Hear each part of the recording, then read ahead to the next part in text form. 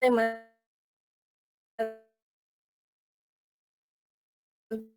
pues tenemos o cual vertebrado. Básicamente, pues se genera la forma que tenemos nosotros, o la célula en sí, que es por medio del esqueleto, y pues esto es similar en la célula, ya que requiere la estructura de su citoesqueleto para poder pues, funcionar correctamente.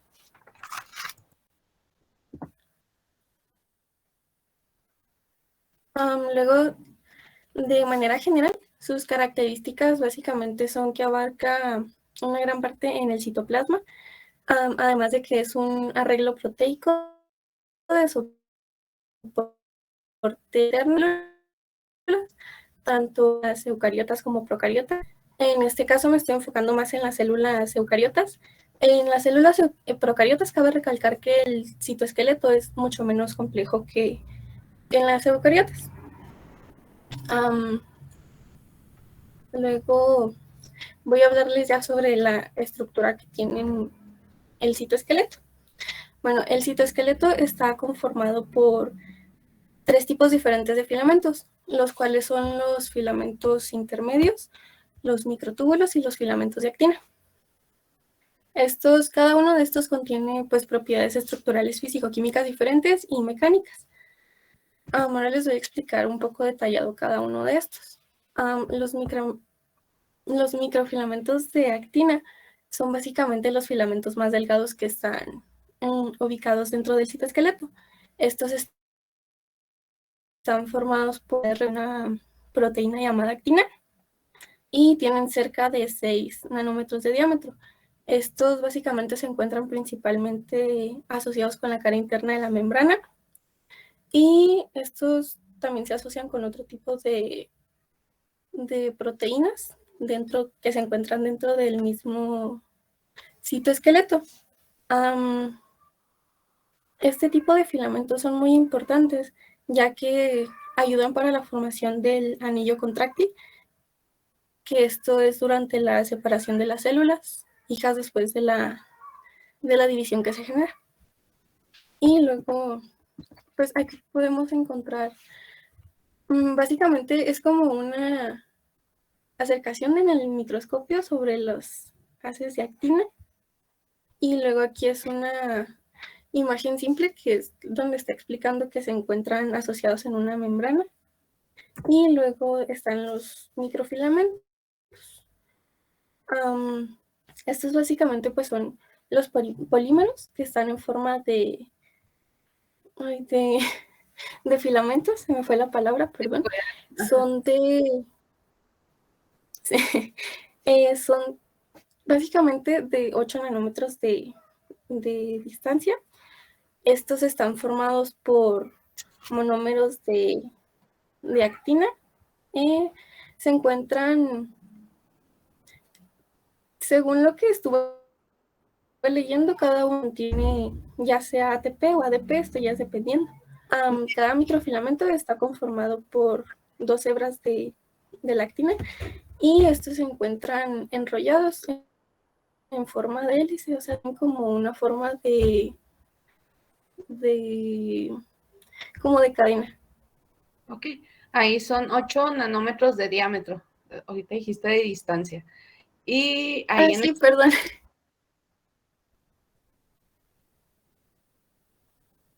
Ahí en esa imagen borren la miosina. Miosina. Sí está asociada la miosina con los filamentos de actina, pero pues ahí no aparece la miosina como aparte. Ese es un filamento de puras actinas, ¿sí? Puedes continuar, Fátima.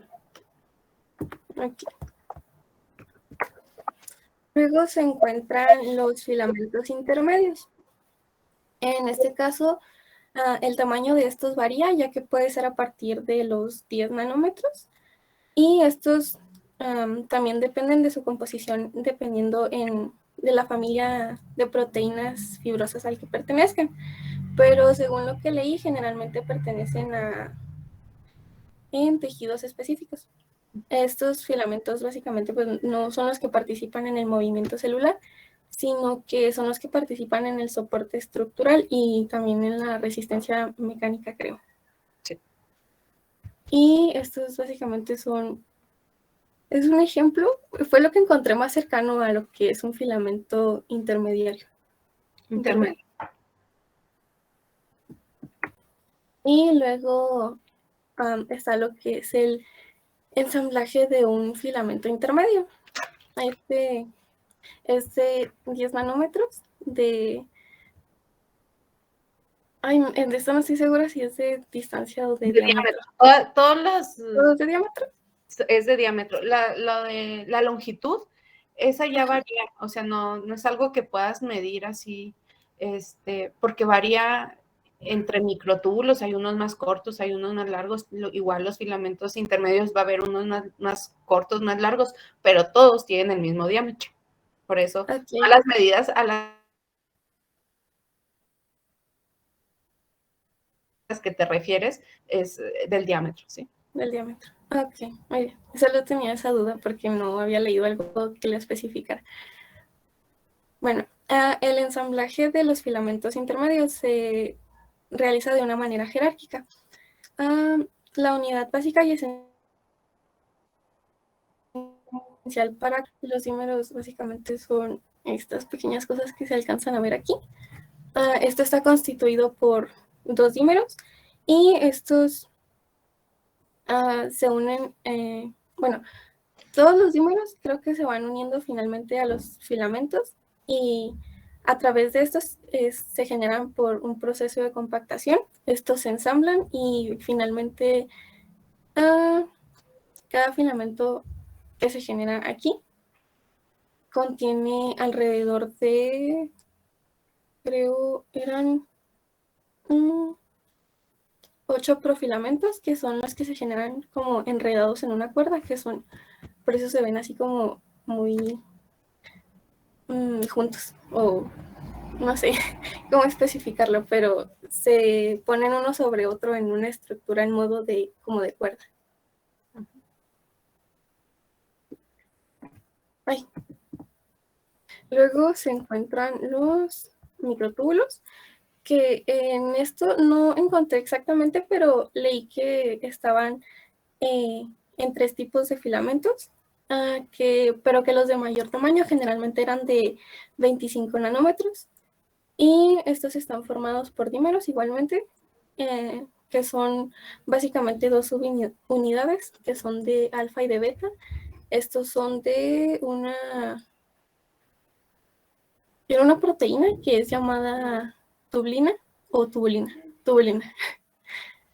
Estos son cilindros huecos que están formados por protofilamentos. Estos se ordenan en forma de anillo y según lo que estuve leyendo, que está especificado más en esta imagen, aquí es donde les digo que son como, forman anillos y son 13 moléculas de tublina.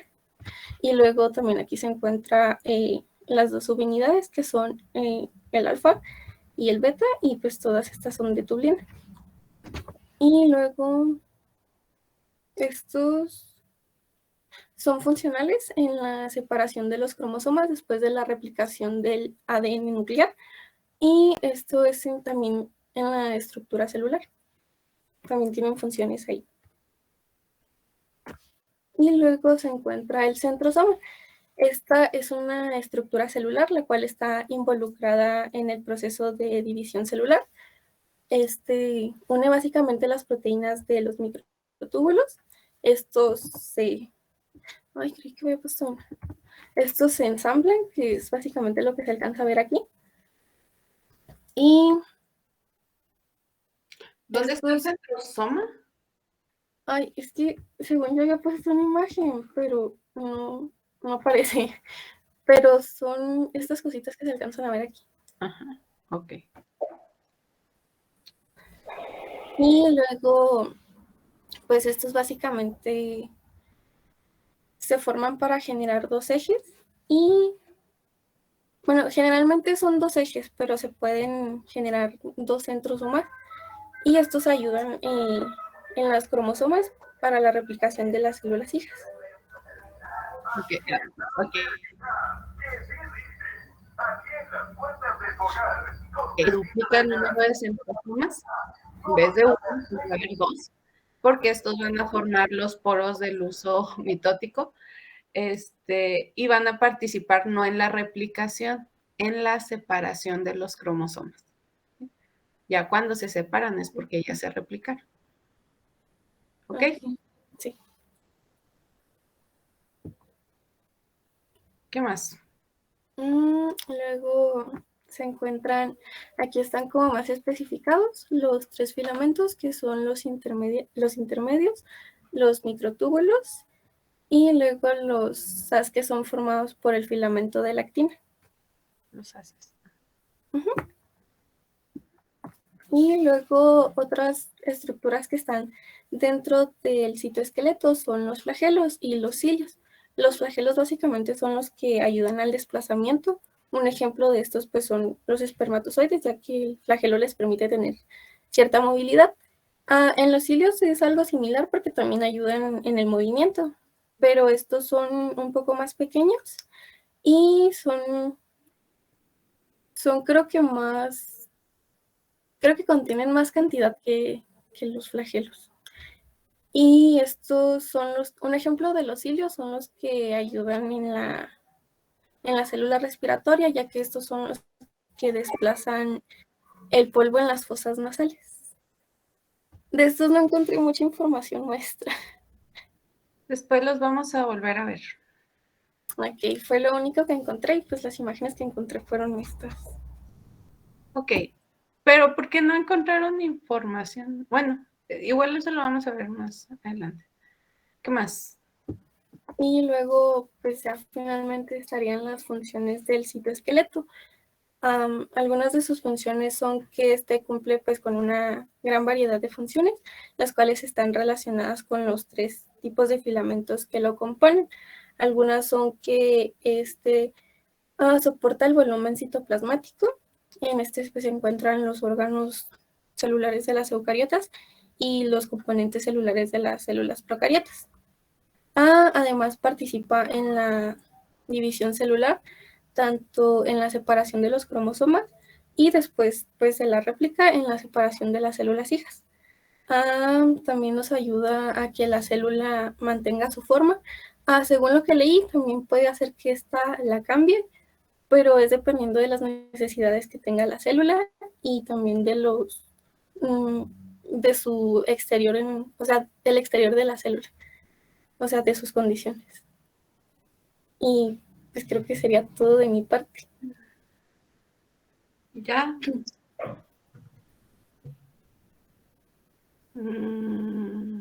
¿Qué crees que te faltó, Fátima? Investigar un poco sobre la estructura más de la célula, ¿De la célula? del citoesqueleto, perdón. O sea, de cada flagelo. De cada estructura, de cada componente. Ok, Sí. sí. Estaba muy resumida tu presentación.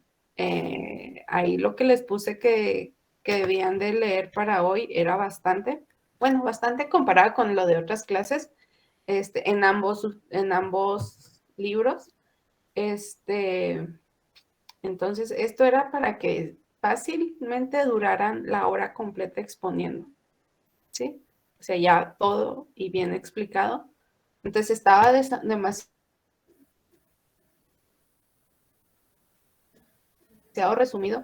Yo entiendo que este tema es un poco más complejo porque es explicar mucho la estructura de los componentes y pues sé que a veces batallan con eso, y se les hace difícil, pero de todos modos estaba muy resumido. También faltó especificar un poco más, bueno, sí lo mencionaste, pero lo mencionaste así como que las funciones de cada uno de estos componentes, o sea, dijiste las funciones, pero de forma más general, ¿sí? En vez de hablar también de forma más específica en cada uno de los componentes.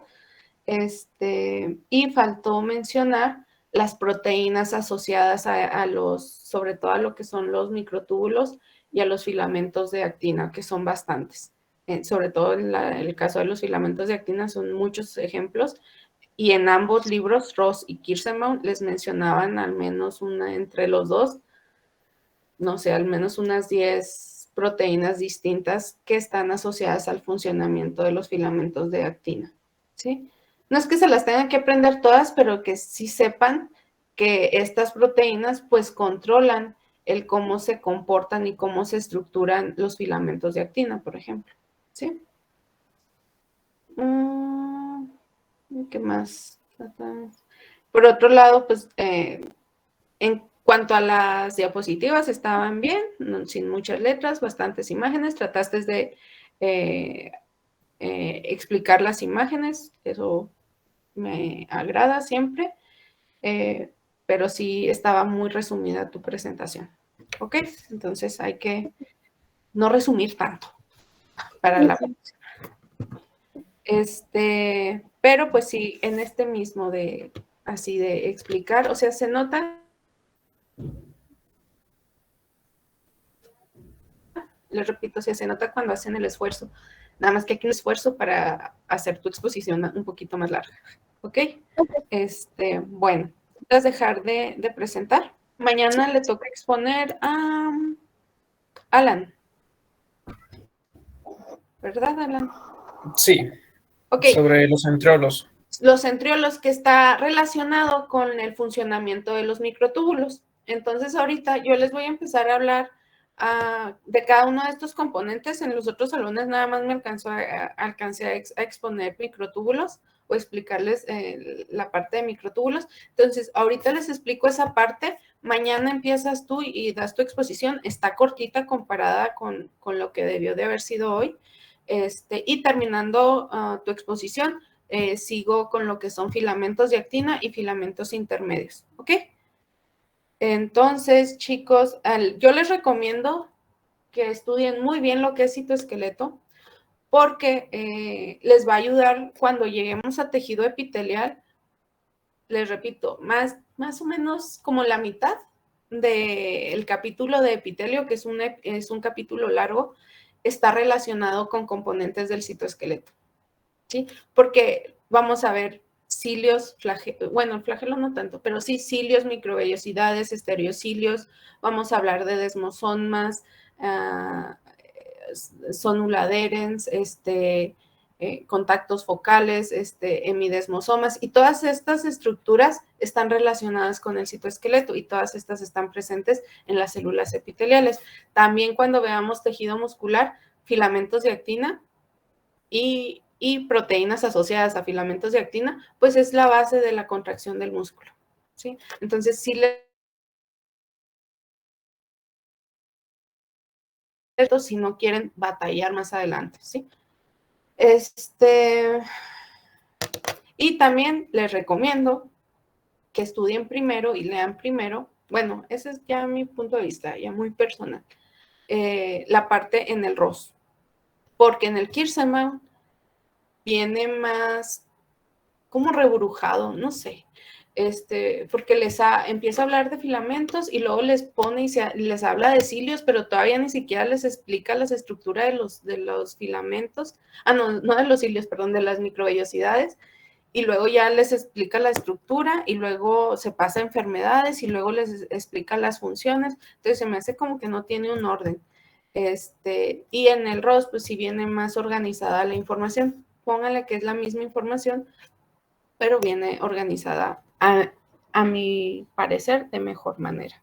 Entonces, yo sí les recomiendo que lean primero el ROS y luego ya lean el Kirschenbaum. El Kirschenbaum pues trae más imágenes a veces que les ayudan a entender mejor el tema. Bueno, entonces les voy a poner la presentación para ver microtúbulos.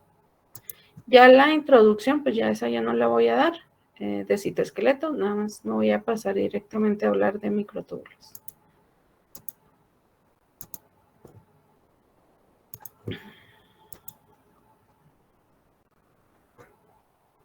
Ok, entonces los microtúbulos pues son parte de del citoesqueleto, y pues vamos a ver primero la estructura. Ahorita ya su compañera les dijo algunas características que tienen la estructura de estas componentes son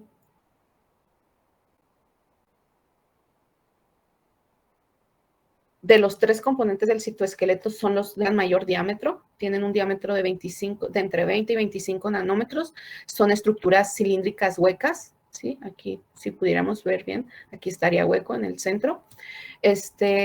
Son también de los 3 componentes del citoesqueleto, son las estructuras más rígidas. Y están conformados por 2 tipos de proteínas, que es la alfa y la beta tubulina, que se van agregando a los microtúbulos en forma de dímeros. Aquí están los dímeros de alfa y de beta tubulina. Y siempre se van agregando en el mismo orden, alfa, beta, alfa, beta. Si se fijan, siempre están alternados porque siempre se van agregando en la misma orientación. Eso hace que la estructura de los microtúbulos sea polarizada. ¿Qué quiere decir esto? Que se distinga un extremo del otro, estructuralmente hablando. No quiere decir que tenga una carga positiva o una carga negativa, sino que sus extremos son estructuralmente distintos. ¿Y cómo se distingue el extremo positivo del extremo negativo? Pues este último, el negativo, se caracteriza porque es donde están orientados puras alfa tubulinas. Y en el extremo opuesto quedan orientadas puras betas tubulinas. Entonces, este sería el extremo positivo. También en la estructura del microtúbulo se caracteriza, ya dijimos que es un cilindro hueco, pero que está formado por 13 protofilamentos. Aquí en rojito, pues pueden ver destacado un protofilamento. Pues este sería otro. Entonces ya si vemos y contamos, pues son 13 los que forman esta estructura hueca cilíndrica.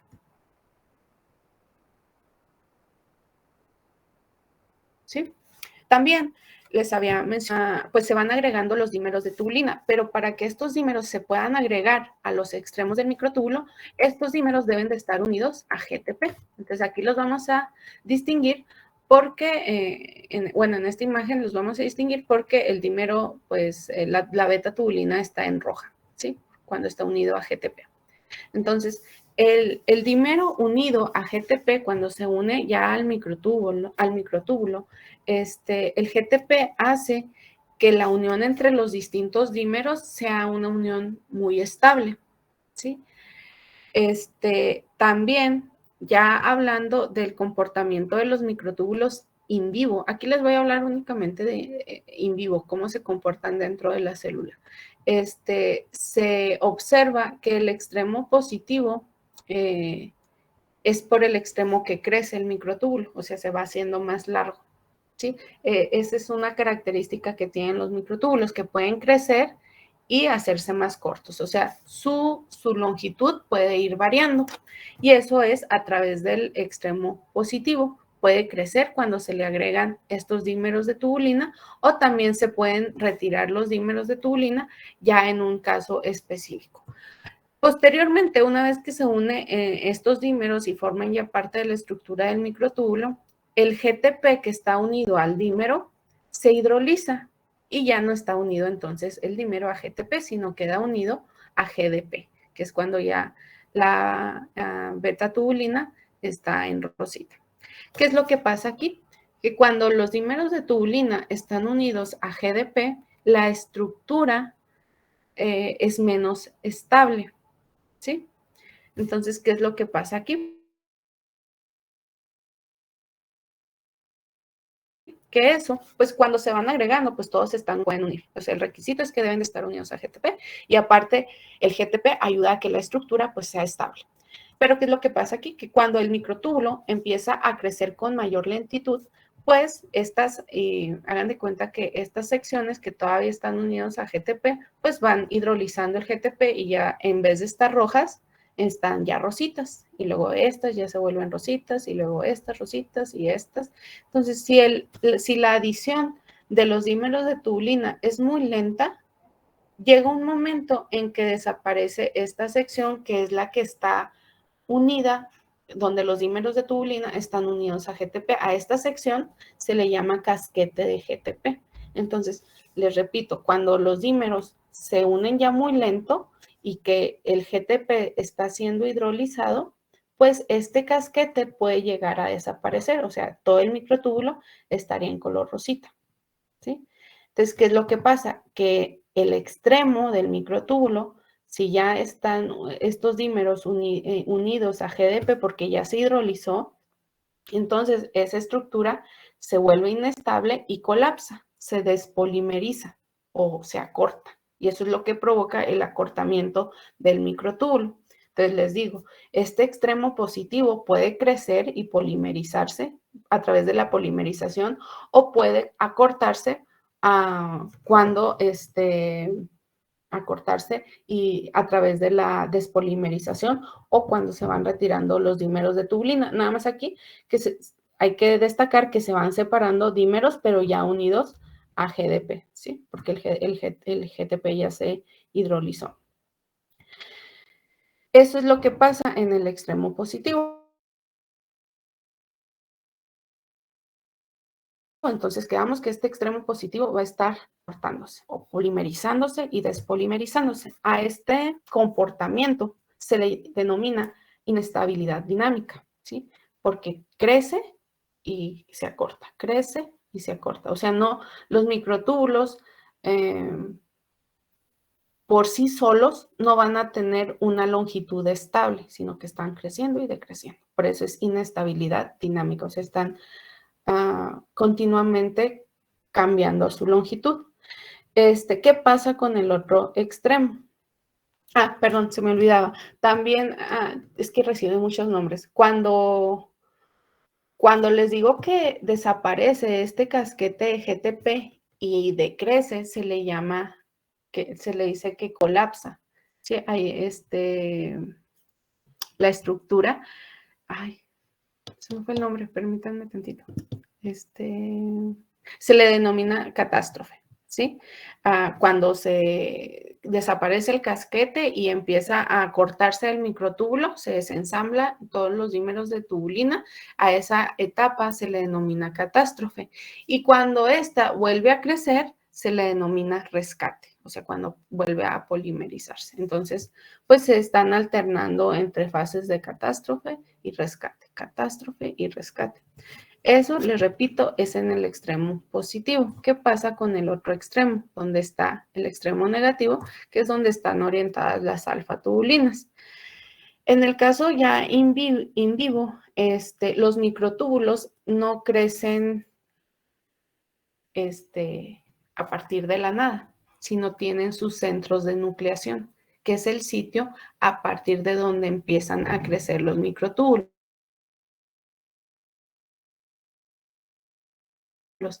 En este caso, a estos sitios donde empiezan se les denomina centros organizadores de microtúbulos. Y hay dos en la célula, bueno, en algunas células, pero al menos hay uno, que es el centrosoma, que es este que está aquí. Entonces, el centrosoma tiene un par de centriolos, ya de eso nos va a hablar mañana su compañero, pero es a partir de esta estructura donde empiezan a crecer los microtúbulos de la célula. Les recuerdo, se les denomina centros organizadores de microtúbulos. Entonces, siempre empiezan a crecer a partir de estos anillos. Estos anillos están formados por otro tipo de tubulina, que es la gamma tubulina. Entonces, los extremos menos es a partir de donde empieza la nucleación o empieza el crecimiento del microtúbulo. Entonces, siempre el extremo negativo está en contacto con la gamma tubulina y eso hace que se estabilice ese extremo, ¿sí? A pesar de que aquí esté unido a GDP, hagan de cuenta que es como si le pusieran un tapón, ¿sí? Entonces ya no puede crecer o decrecer por esa parte, ¿sí?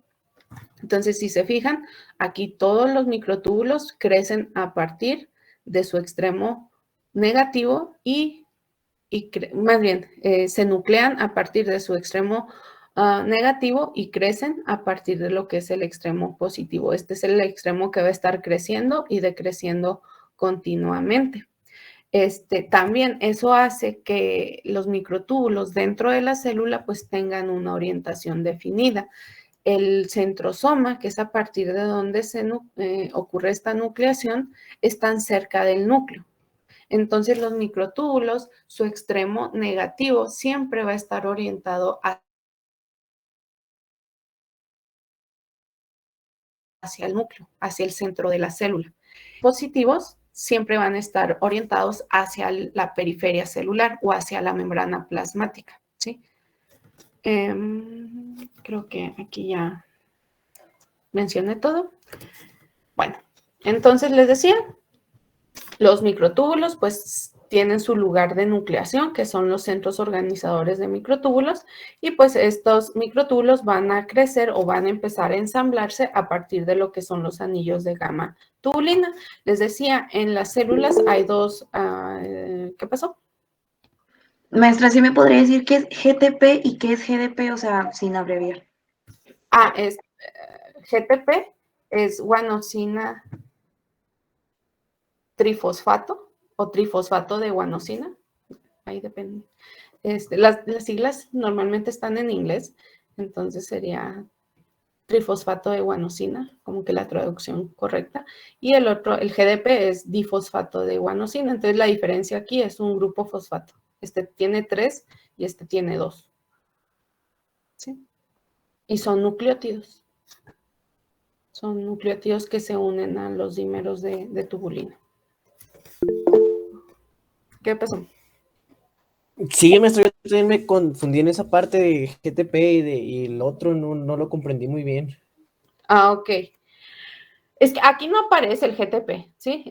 Nada más aquí lo identifican como por el cambio de color. Es un pequeño nucleótido, una molécula que se une a estas proteínas, ¿sí? Era parte de lo que les mencionaba en esta semana, que el comportamiento de las proteínas cambia cuando se les agregan o se les retiran ciertos grupos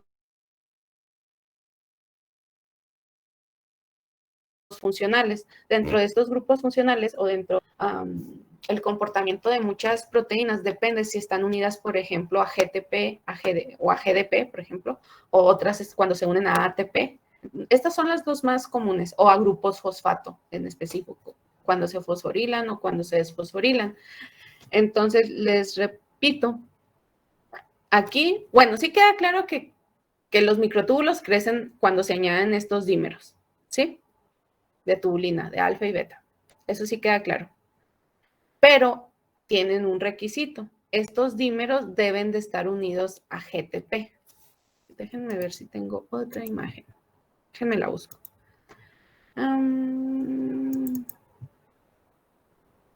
Que esa es la que viene en el libro. Pues es... A ver si...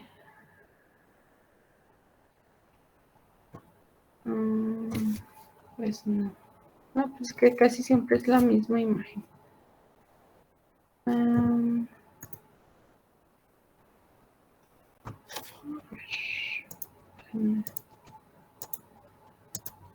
A ver si con esta otra imagen me entienden mejor.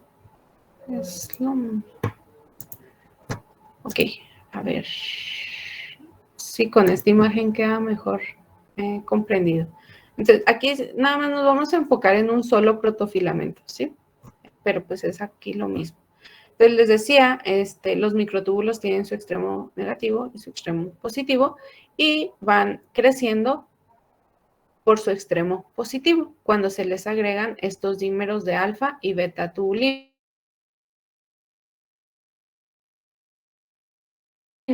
Tanto la alfa como la beta tubulina y formar parte del microtúbulo deben de estar ambas proteínas unidas a GTP. Si no, no se van a poder unir. Es un requisito.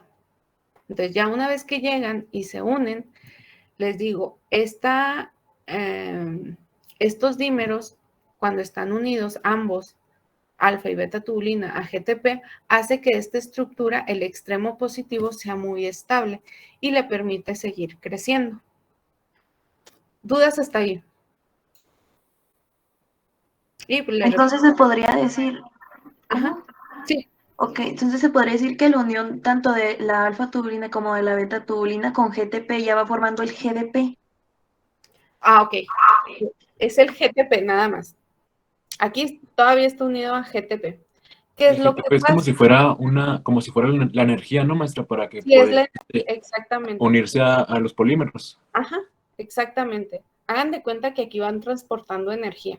Entonces, se unen, pero ¿qué es lo que pasa?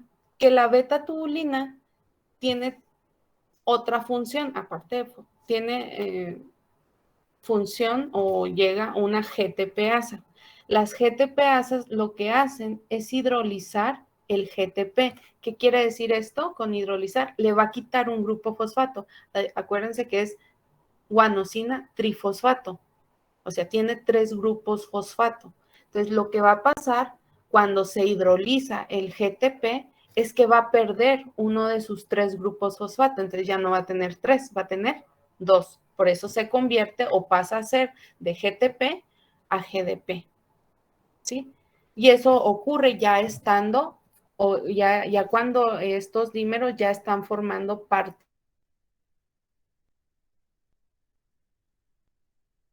de la estructura del microtúbulo. Por eso aquí pues todavía conservan su unión a GTP, pero posteriormente pues ese GTP se hidroliza y ya está unido, ya queda unida a GDP. ¿Sí quedó claro hasta ahí? O déjenme aquí.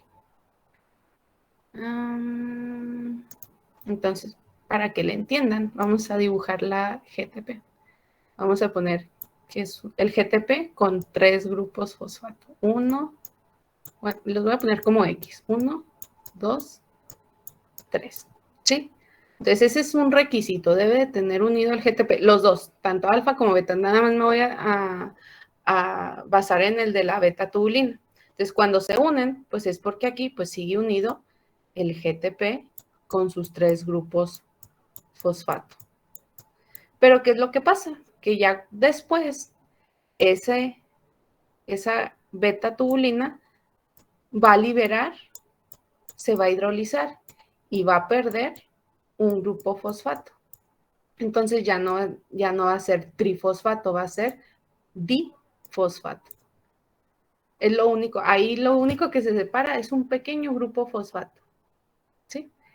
Pero tiene repercusiones en el comportamiento de las proteínas, que era lo que les decía, hace que la unión entre los dímeros de tubulina aquí se vuelva más inestable.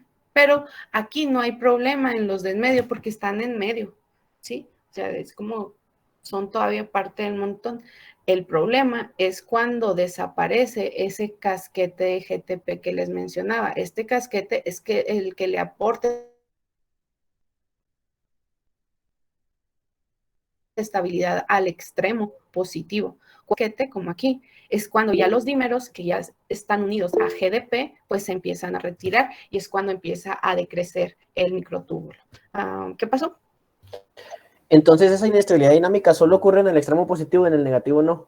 No, en el negativo no, porque era lo que les mencionaba, el extremo negativo está unido al centro organizador de microtúbulos. Ay, perdón, es que cambié de presentación.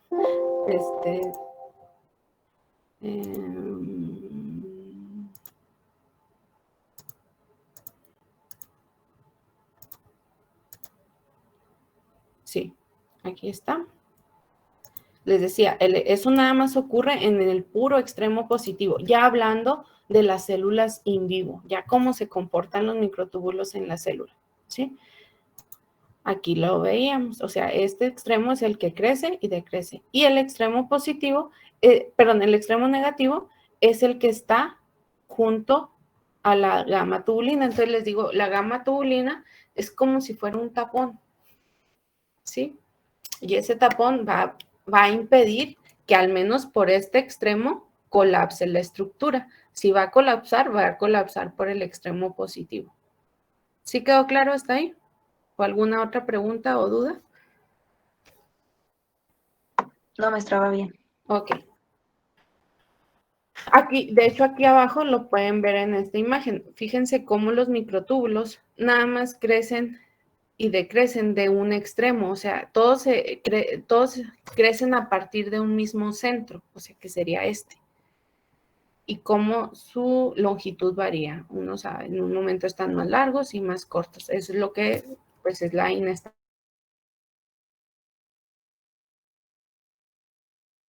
dinámica, ¿no? Pero también esa inestabilidad dinámica, ya cuando hablamos de ese comportamiento que presentan los microtúbulos in vivo, es un proceso regulado. No solamente va a depender de la cantidad de tubulina libre unida a GTP, sino va a depender de otras proteínas asociadas a microtúbulos, que pues unas de estas pues van a ser proteínas estabilizadoras, ¿sí?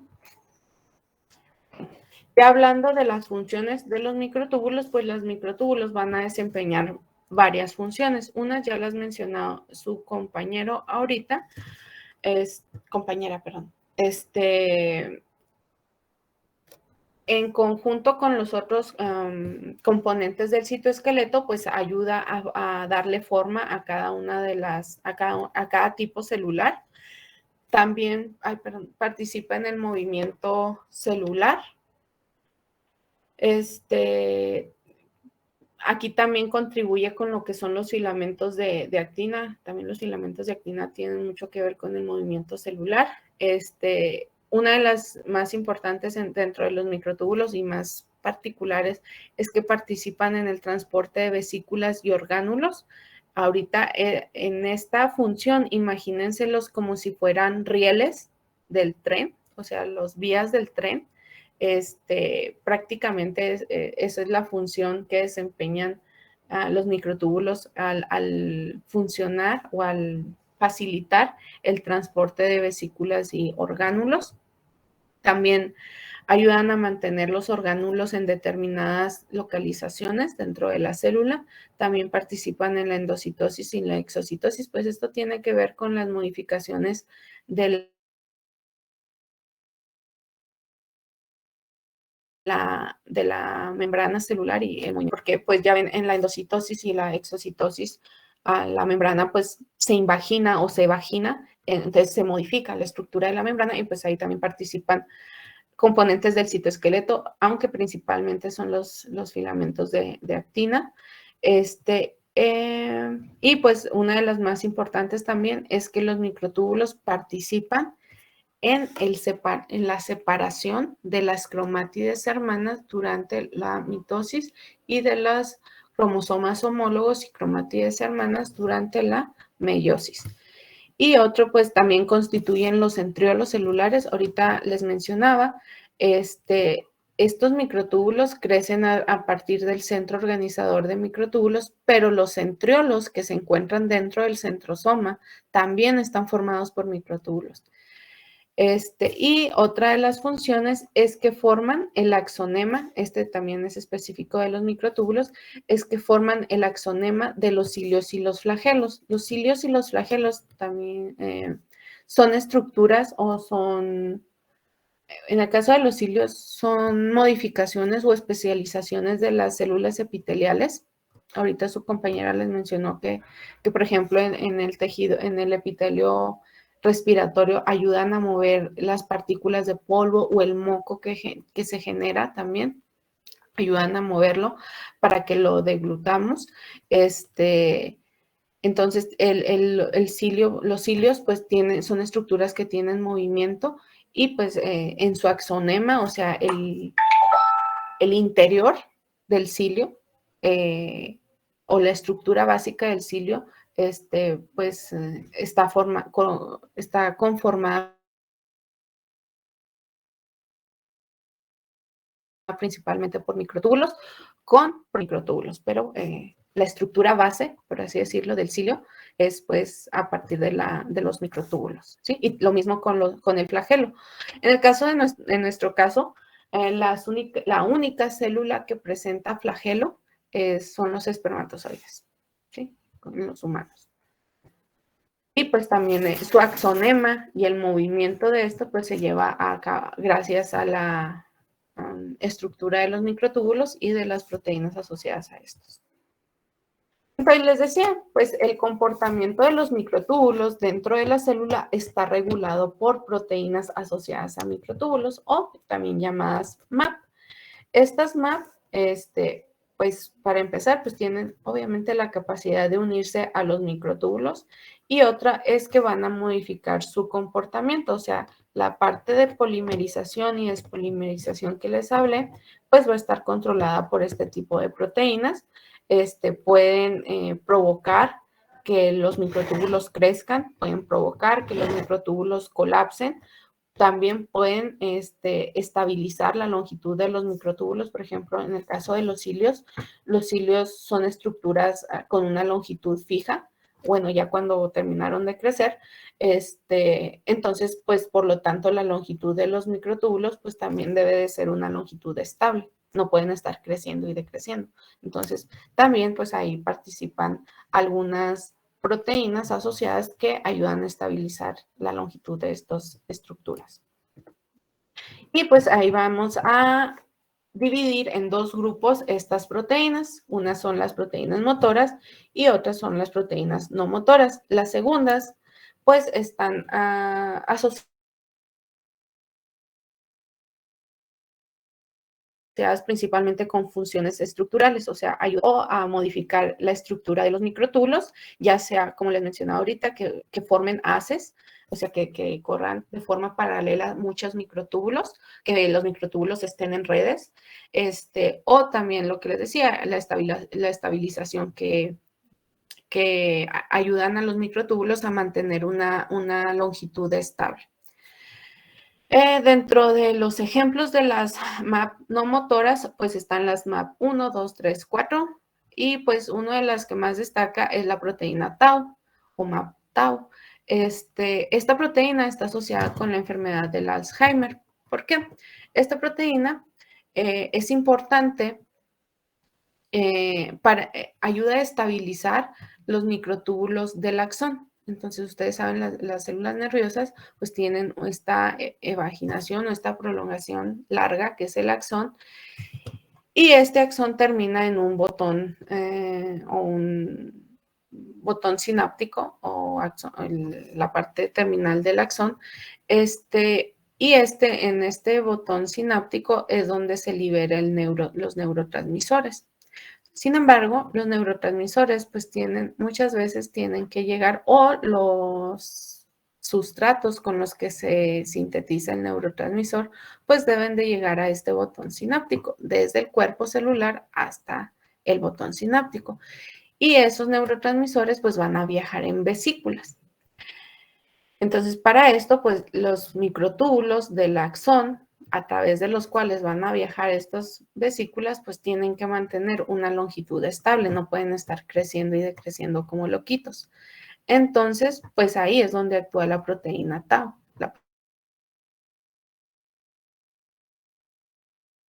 Los microtúbulos y la estabiliza. Entonces, en la enfermedad de Alzheimer ocurre una modificación en esta proteína de tal forma que pues que hace que colapsen los microtúbulos, y por lo tanto eso afecta el transporte de vesículas a través del axón y por lo tanto afecta el funcionamiento de las neuronas, ¿no?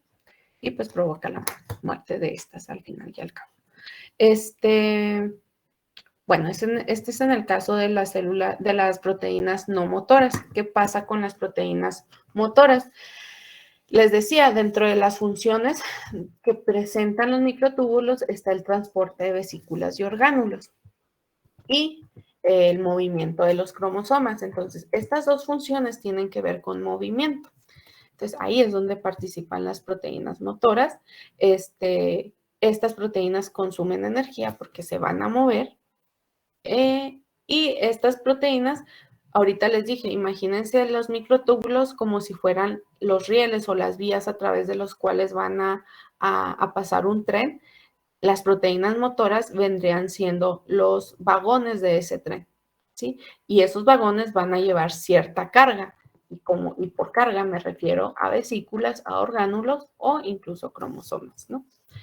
Entonces, aquí las proteínas motoras van a dividirse en dos grupos, las quinesinas o también llamadas cinesinas y las dineínas. ¿Cuál es la diferencia entre estas dos? La dirección en la que se mueven. Las quinesinas o cinesinas siempre van desde el extremo negativo hacia el extremo positivo. Entonces, por ejemplo, estas que están en puntitos en color rojo, es la dirección en la que se mueven las kinesinas.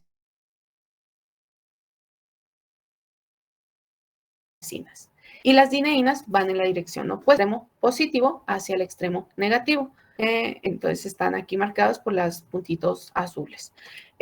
Dicho de otra forma, las kinesinas van desde el centro celular hacia la periferia y las dineínas van al revés, desde la periferia hacia el centro de la célula. ¿Dudas hasta aquí o preguntas? Y pues, claro, maestra. Ok, en esta imagen pues es lo que les acabo de explicar. Aquí están los cromosomas, los microtúbulos. Aquí vemos, les decía, estos van a ser los rieles a través de los cuales las kinesinas se van a mover, en este caso desde el extremo negativo hacia el extremo positivo y van a llevar su carga. En este caso pues es una vesícula, ¿no? También en el caso de las cinesinas pueden establecer contacto entre dos microtúbulos. Por un extremo estar contactando con un microtúbulo y por otro de sus extremos con otro microtúbulo.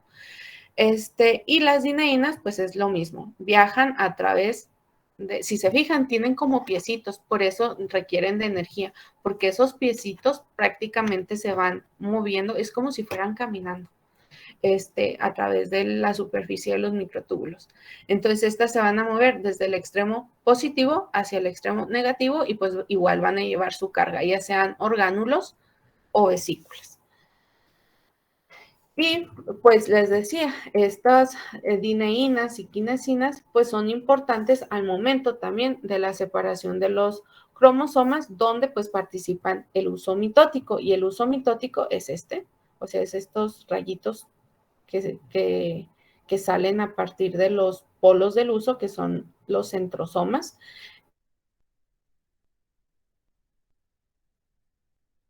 Van a distinguir tres componentes o tres tipos de microtúbulos, los microtúbulos astrales, los microtúbulos del cinetocoro y los microtúbulos polares.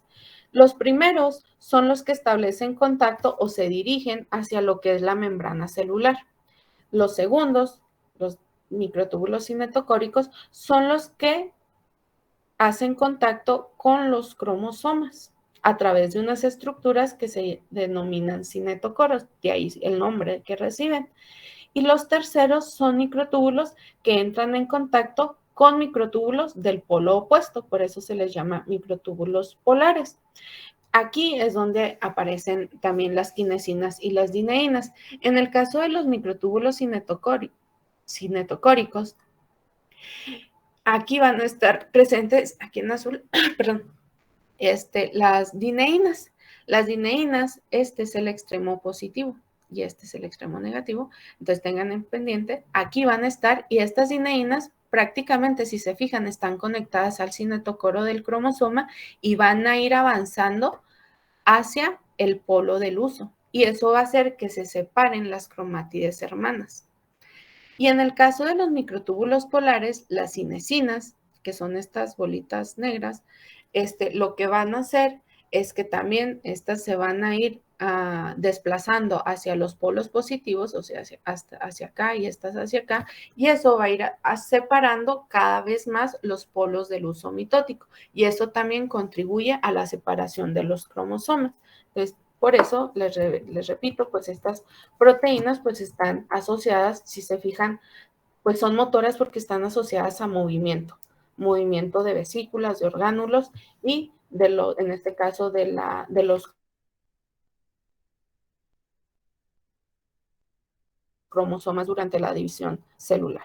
Y pues hasta ahí la dejamos. Mañana continuamos con la exposición de su compañero y les termino de explicar lo que son filamentos de actina y de intermedios. ¿Qué pasó, Cindy? Maestra, yo tenía una duda así rápida, por ejemplo, nada más así para darme una idea. Yo, como una célula, la tomo como si fuera una casa. Supongamos que el citoesqueleto es toda la casa. La membrana celular la consideraría como el techo y el suelo. Sí. Yo cambiaría un poquito tu analogía. Yo el citoesqueleto no lo consideraría toda la casa. Yo lo consideraría como los postes a partir de donde se construyen las paredes. Las columnas. Las columnas y también las vigas de soporte y todas esas cosas, no sé mucho de esas cosas, los cimientos, todo eso, no tanto, y la casa o lo que ya las paredes, yo lo consideraría como la membrana, porque es realmente lo que separa el interior del exterior de tu casa, ¿no? Pero el citoesqueleto sería como todo eso que le da estructura y soporte a tu casa, ¿no? Ok. Entonces, si eso es el citoesqueleto, ¿cuáles serían los microtúbulos que usted está explicando? O sea, saldrían de esos soportes. Ay, no sé, es que vendrían siendo como las varillas, podría ser, no sé. ¿Qué pasó, Alan? De hecho, estoy investigando mientras está la Ajá. clase Ajá. y voy a poner los microtúbulos dentro de mi exposición y imágenes para más precisión. Ok. Ahí se verá mejor.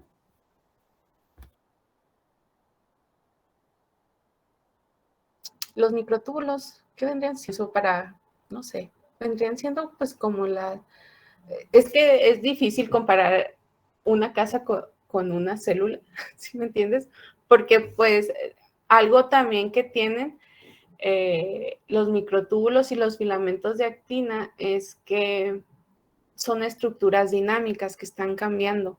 Entonces, mucho del movimiento de la célula, pues el movimiento de la célula depende de estas estructuras y las casas pues no se mueven, a menos de que sea una casa rodante, ¿sí? Pero no es que cambien de forma, no es que un día tengan un piso y al día siguiente aparezcan con 2 pisos. Si eso fuera posible, sería gracias a los microtúbulos de esa casa, pero no es ese mismo comportamiento. Sí, entonces Ok, sí. es difícil compararla, ¿sí me refieres? O que mágicamente la estufa un día estuviera en la cocina y en la mañana apareciera en tu recámara, ¿sí? Si eso fuera posible, sería gracias a los microtúbulos de tu casa. ¿Sí? ¿Sí me entiendes? Sí, maestra. Ok, pero pues eso no ocurre de forma espontánea en tu casa. Sí, obviamente si van y la mueven, pues es por eso. Ok, entonces nos vemos, chicos, mañana. Hasta mañana, maestra. Hasta mañana. Sí, hasta mañana. Gracias. Mañana, maestra.